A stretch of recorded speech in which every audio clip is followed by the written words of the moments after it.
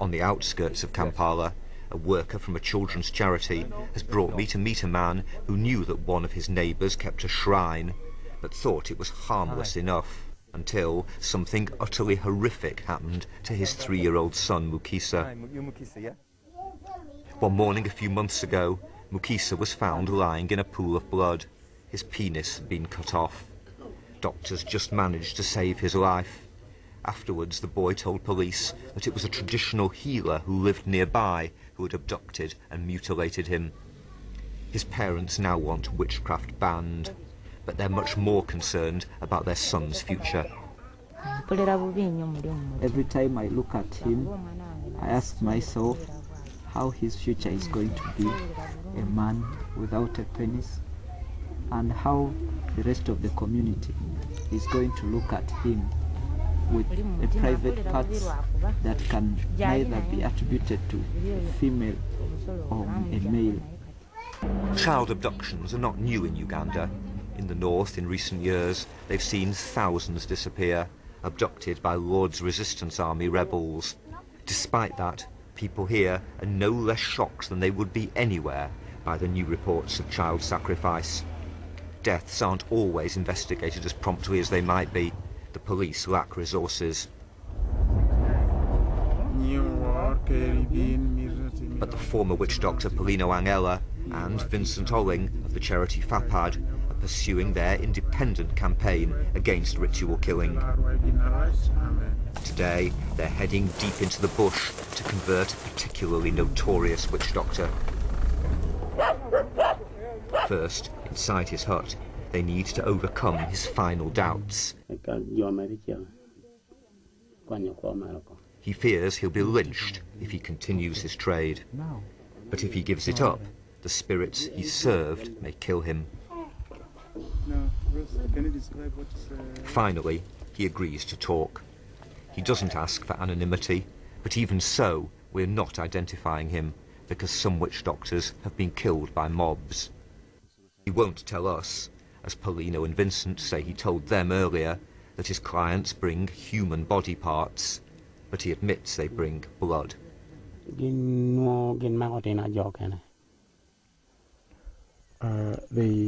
go and capture other people's children and use them for such items required. And then do they bring the heart and the liver here? Okay.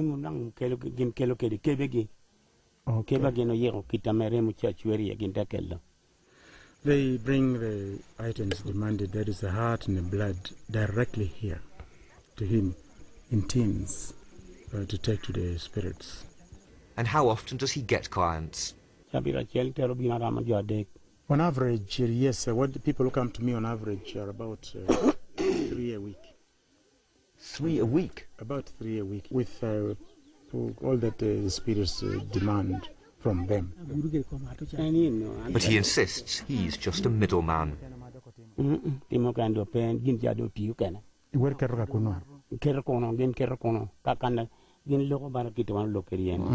What happens is that I only introduce the clients to the spirits who go and do direct talking, communicating just face to face.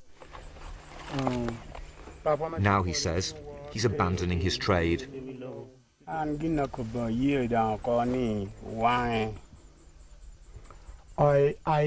confess and declare that this thing should be banned. He's leading us, as he says he's never led outsiders before, to the spirit's home. And he'll let Paulino destroy it.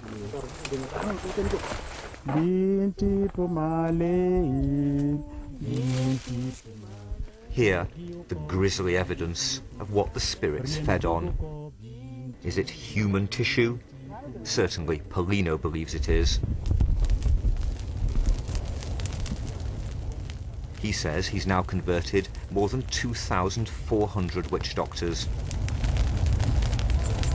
This shrine's been destroyed, but there are still many, many others like it in this part of Uganda. And more serious, the belief systems that allowed a shrine like this to flourish are still very deeply rooted.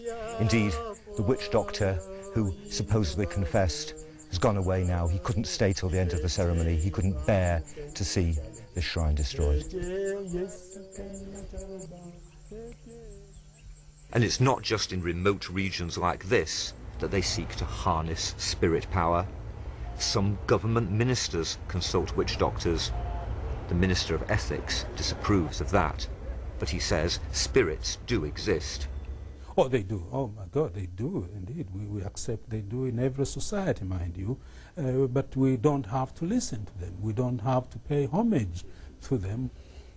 Wouldn't it be better for the government to have a campaign against belief in any spirits? Oh, if we were to do that, well, that would be false, because they are there anyway. We don't have to deny what is a fact. They are there.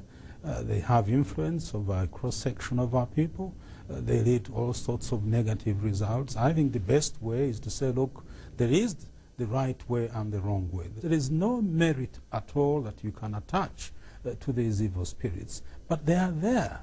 I know those rurales are there and they have a role. It's our responsibility to understand the role of a certain force. In his shrine in central Uganda, the leader of many of the country's traditional healers is telling a group of development studies students where his powers come from. I was not anointed by human beings. He's a qualified dentist. But he prefers now to work deep in the forest, in the outdoor school of traditional healing that he's founded.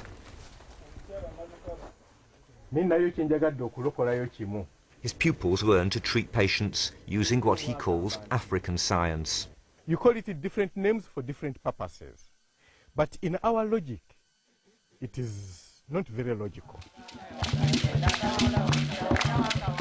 And for the most gifted students, that involves possession by spirits.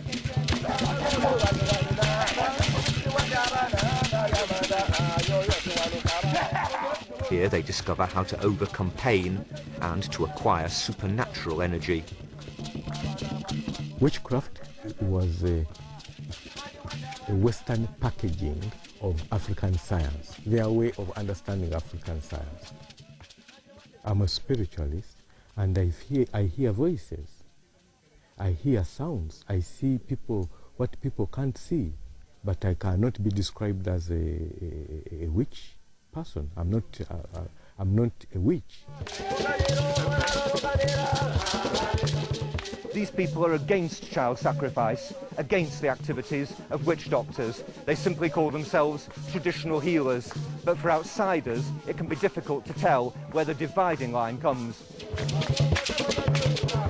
At this academy, they want new legislation to distinguish between true healers and what they regard as dangerous quacks. We have had spirits for many millenniums, many years, and there hasn't been child sacrifice. There are more imposters, there are more pretenses, there is no regulation, proper regulation within the system. So anybody can do wrong things and escape to be a healer. We need to be recognized as a legal entity, and we can filter ourselves out. Hundreds of traditional healers and members of child protection agencies marched through Kampala recently, calling for a stronger law against human sacrifice. It's a demand that's supported by the government and by the police, though the police say that some witch doctors may actually be boasting of crimes they haven't committed because they want to be feared. I believe there is a lot of pretense. Yeah, I believe there's a lot of pretense from these traditional healers.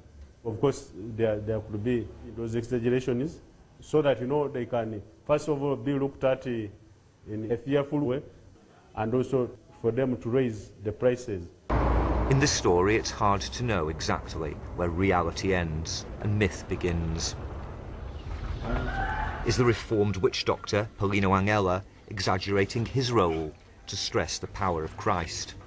And why has he taken such a big risk now, shocking even close associates by confessing so publicly to crimes that he's never detailed before? Won't he be arrested? I have done this work for quite a long time, and they already know me as a warrior in the drive to end abduction and killing of innocent children. So I think that alone should indemnify me. The least should grant me amnesty. He'll be relieved that the ethics minister has told us that old crimes should now be forgotten. But Paulino Angela still has a long road ahead of him as he sets off again to cajole or threaten more stubborn witch doctors into giving up their bloody business.